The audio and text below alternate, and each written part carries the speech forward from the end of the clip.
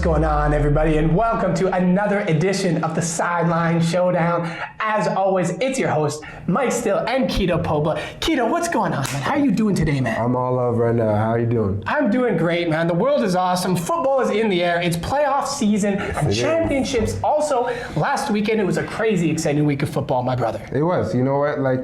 Just last week with, championship weekend happening and, teams playing, going into playoffs with the Steinbach and Dakota game and, all the other things that were going on in the football community. At this time of year, when the weather starts changing a bit, things start, getting a little tighter and people start getting more, homebodied and everything. And people start going home, unfortunately, because the playoffs are here. So that's where we're at right now. So what do we got on the show today, Mike? Excellent pep talk just now from Keto, riling up the fans at home that are watching this episode of the Sideline Showdown. We had a great week. I mean, you are the MMFA finals for the Pee Wee division. Yeah. Very exciting stuff, and we're going to start right there because we got to show some love to the minor football teams around. The matchup was the Charleswood Broncos versus the Valor Patriots, and it was Valor that came out with the victory. Keto, tell me a little bit about the game. You know what? The game was actually very solid. Like at the very first quarter, you saw the teams really just feeling each other a little bit. And then in the second quarter, Valor actually got a few key plays to get in there and, Charleswood was fighting back.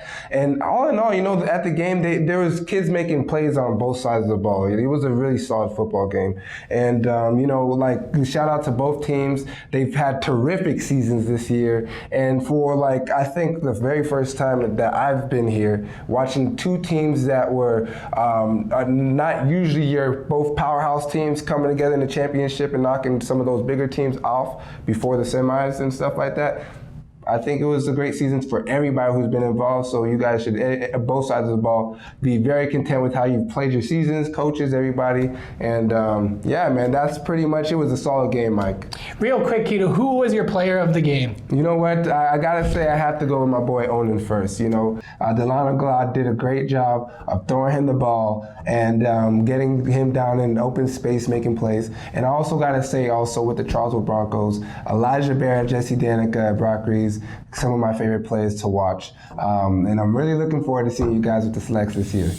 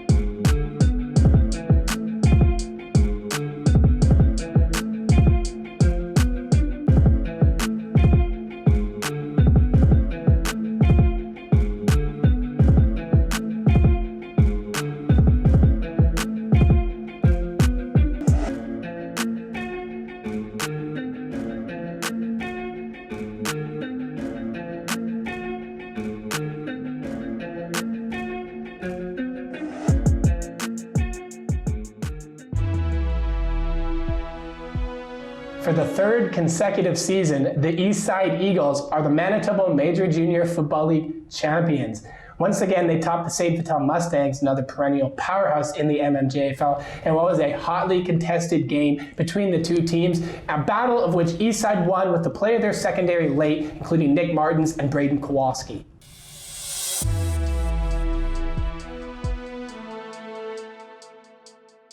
Get loud, Red! Get loud, Red!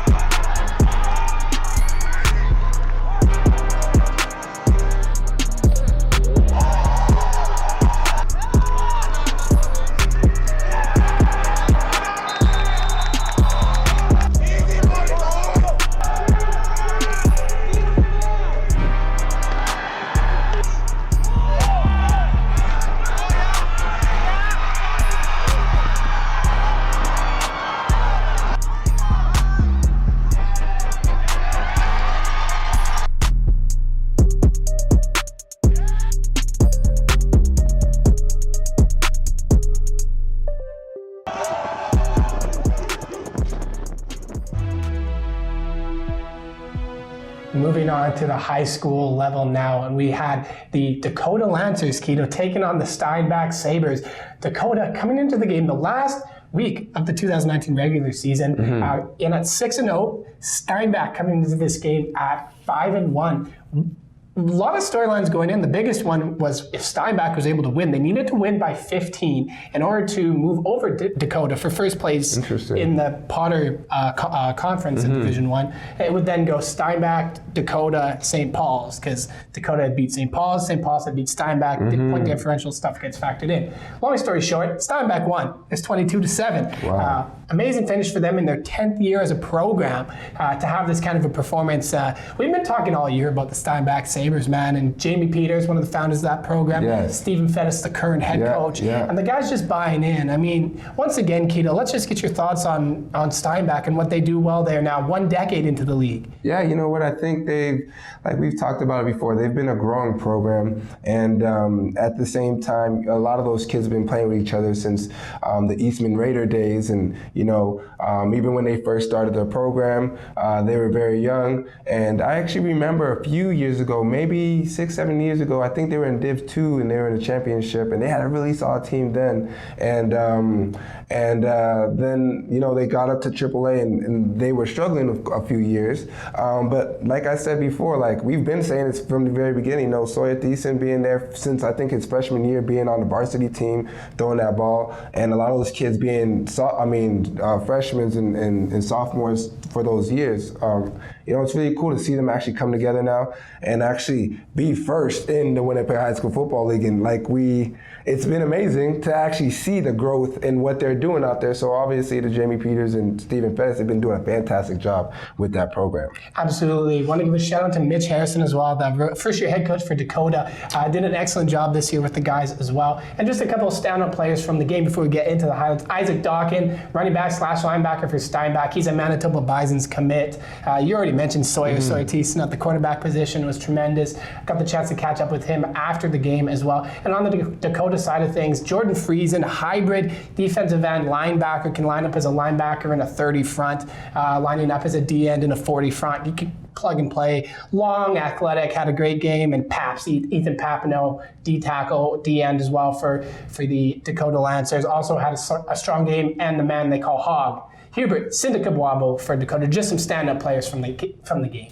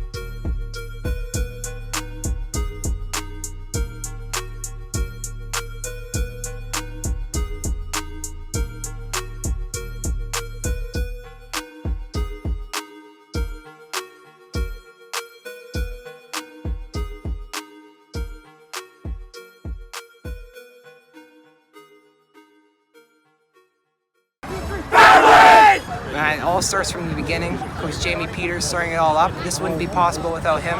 But Coach Fast rallying us together and sees what we can do as a team, and just feels great. So, Keto, obviously the playoffs are now in season for the Winnipeg High School Football League. Quarterfinals start this week in a couple of days.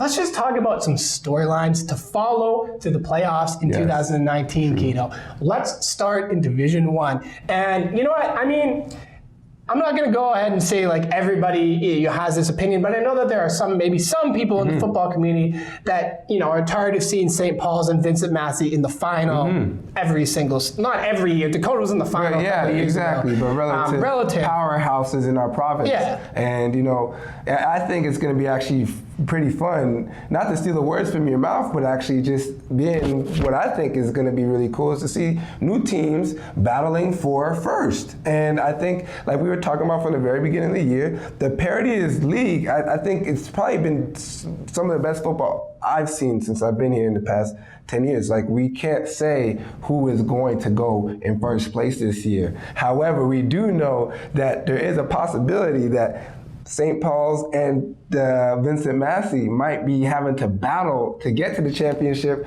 which I think is going to only create better stories, better headlines, and more football to watch, because now everybody has to watch. It's like, you know what? I guess this is a comparison between, and not to go off script, but actually talk about, like when the Cavs and the Warriors were going to go to the finals. Like, you could tell who was going to go in the finals every year, right? Like, that's just what it was. But this year, we have some curveballs and some wild cards that stepped up. So, like, I'm really excited to see playoff football in the Winnipeg High School Football League, especially in that division, the first division, because it's anybody's game at this point. Yeah, absolutely. I mean, just to quickly finish off my statement prior to everything you said there, Keita, for sure. By no stretch of the imagination am I saying people want St. Paul's or Vincent Massey to lose. Nobody has ill will towards the program. I simply mean it just makes the other teams in Division 1 want to up their performance to get to that level. Because obviously if you're on other teams, you're going to be frustrated if you can't beat St. Paul's or Vincent Massey, and you're like, oh, they're always in the final. They're always in the final. Like, I think that's where what I mean is where a lot of that, maybe people's frustration come from, is not being able to beat those particular schools. And exactly, Mike. And I think you're totally right. And I love how we're going into this, because you're saying it like, like we're talking about it. The strength of the league is coming together, and other teams are having to step up their off-season training. They're having to step up the little things that they do. So they have to the game and the nuances of the game, especially at this league. I said at this point it's really cool to see the evolution of it. And so, with the St. Paul's and Vincent Massey and Dakota and Steinbach and even Grand Park and Oak Park in the back end, and with Sisler, I think at this point of the season, I feel like I'm going to say it right now, I think there's going to be one upset. I think there's going to be one upset that everybody's going to be, wow, I did not expect this team from the season to come in that far of a stretch. So I'm excited for this playoff season. It's going to be very, very excited to see what happens. Quick shout out to Sean Esselmont, the co-head coach at Sisler High School, who helped create the current divisional system we're using, where there does seem to be a lot of parity, at least at the Division 1 level for sure, which has been very awesome to see. And yeah, again, shout out to Kelsey McKay at Vincent Massey, Stacey Dana at St. Paul's, and all the coaches and around the league for all the hard work and the effort they put in year after year. Chris Olsen too. Chris Olsen down there at Oak Park doing good things. The 8 teams in Division 1 that are in the playoffs are Steinbach, Vincent Massey, St. Paul's, Grant Park, Sturgeon Heights, Dakota.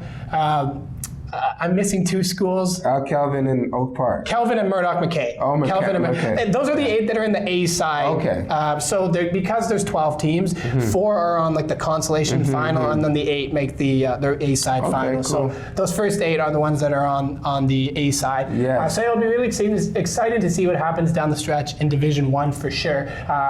And we'll be there for basically all of it to cover that stuff. For sure. Division 2, one storyline to follow. I mean, Portage Trojans have been the class of Division 2. For sure. For sure. They've really sort of had, under Don Burrell, have molded an identity that seems to work with him as coach. First of all, talk to me about Portage and sort of what they do well. You know what, I think that team is a very well-rounded actual offense and defense. They're very balanced on both sides of the ball. When I saw them play, every time I've seen them play. They're really aggressive too, so you can tell that they play with an edge, they play with an attitude, and it's really cool to see them actually take on an identity like you're saying. You know, Don has really done a great job of building a culture out there, and but yeah, I'm actually not to take away from what Portage is doing, but you know, Miles Mack, I know they had a very tough game between Portage and Miles Mack early in the season, which was a very, I think 22-20, I think. Don't quote me on that, but it was very small, minimal. So I'm expecting those two teams to probably be in a championship on a rematch from that game. So I'm really excited to see the Div 2 action too there. So you're making that call. You want to see? I'm going to say I want to see that game because we missed that game, and I do want to see that game. But I know there's still some Div 2 teams that can probably make an upset too. So I don't know. I thought, you know, from the Elmwood game and the Portage game this past week that Elmwood would have had played a lot stronger. I know it was a little of a chippy game, but I thought the score would be a lot relatively closer. And so since I saw, just by the score, Portage actually being out as much as they have, I think my prediction on that one is going to probably be Miles Mack and Portage in the final. Sounds good. Well, we'll see what happens in Division 2. All 8 teams that have made it on that side are going to be hotly contesting for that championship. Garden City has had a strong year with Brian Bruno at the quarterback position, doing some really good things there. St. John's has played really well, coming on hot. Josh Farber, just a beast in grade 9 at the running back position. Kildonan East, 6-1 this season. Absolutely stupendous. Motivated by the coaches poll where they're 12th on the 12 teams. So very exciting. All of the teams that are in there and all the best to them. Portage and Elmwood, if they are to see each other in the playoffs, would be an interesting game for sure. I know that those two teams would be excited. I'm just going to say excited to probably get the chance to, you know, either earn redemption or to, you know, go 2-0 in that particular matchup. And then Division 3, the Springfield Sabres running the table, undefeated in the regular season this year, Division 3 first-year program. I guess the storyline for Division 3, Keto, can they be stopped on their way to potentially winning the championship? No, I think at this point, it's kind of like the Golden State Warriors we talked about. Like, we understood this from the very beginning of the year when we talked about the coaches' poll. I think it's actually why the coaches also voted them number one. Just understanding their history. These guys have been playing with each other since they've been like 7 years old. And, you know, they're out in the country of Oak Bank. There's different water out there, and they make it work. So, you know, these kids have been playing with each other for so many years. The Sunrise Coyotes, Tom Walls and Shandy Walls do a great job of running those programs out there. And now that they have their own high school team and they've been running the table, I'm telling you, in my opinion, at that rate, I don't think they're going to be stopped. I'm calling them not last year's Golden State, but a few years ago when you know, Katie was there and they were all rolling. So. You're on the basketball references tonight, my guy. All about it. That's what I'm talking about. Right now. You know what it is, man. You got that mindset going on. I agree with you, man. They've had a great year for sure there. Maples coming in at the 2 seed in Division 3, coming on strong. Adamo Urcioli, one of the good players down there, and as well Fort Francis, Brady Meeks. In my opinion, Brady Meeks is a front runner for Player of the Year in Division 3. So Fort Francis, they had a tight game against Springfield too. Gonna be exciting to see what happens with all of the teams down there. Also, again, as always, keep track to the Sideline Showdown for updates on those games. Next week, Keto, or this coming week, I guess, we are going to be at a lot of playoff games. Yes. Wednesday, Grant Park versus Vincent Massey in junior varsity semifinal action. Gonna catch that game. Yeah. Grant Park's undefeated this year. Vincent Massey's the defending champ from last season. They're gonna get it on. Somebody's got to win, Keto, man. Yeah. How pumped are you for that game? I'm excited for that game. You know, I like seeing the JV kids run the table, and it's been a lot of good action throughout the JV division this year. So, yeah, I like seeing those kids play because they come to play, and we'll see them. Absolutely. St. Paul's in Dakota is the other semifinal for JV. And then we're going to be at some Div 2 games and some Div 1 games as well. Going to be checking out Elmwood, as well as I believe we're going to be looking at St. John's and Garden City down in Division 2 and Division 1. We're just going to be all over the place trying to catch almost every game. So going to be very exciting. As always, stay tuned for updates from us. Be sure to check us out on YouTube, Facebook, and Instagram for updates. And once again, thank you so very much, everyone, for supporting the show. Any last words, Keto? You know what? We just want to say thank you you for everybody who showed up to the social last week. It was an incredible night. There was a lot of people who showed up, showed support, showed love to the program, and all the proceeds are going back to the program and helping these kids get equipment, helmets, and just the resources they need to, really feel good when they go represent our province down in San Antonio, Texas this year. So thank you guys once again. Don't forget, we are actually going to Minneapolis in the next couple weeks to get our kids ready for the select season that's coming up. And it's not too late to sign up. Just if you want to sign up, go on our website, manitobaselects.ca. You have all the information there. It's a great time, great chance for you to get your kid out there. During the winter time, a lot of people are home right now, Mike, like we were talking about. So right now is the perfect time to stay active, get some good training in, and go down and represent the province in San Antonio, Texas. So hey, all the best to you guys. Thank you once again for showing up to the social. And yeah, man, that's all I got for today, man. Awesome. We'll catch you all next week.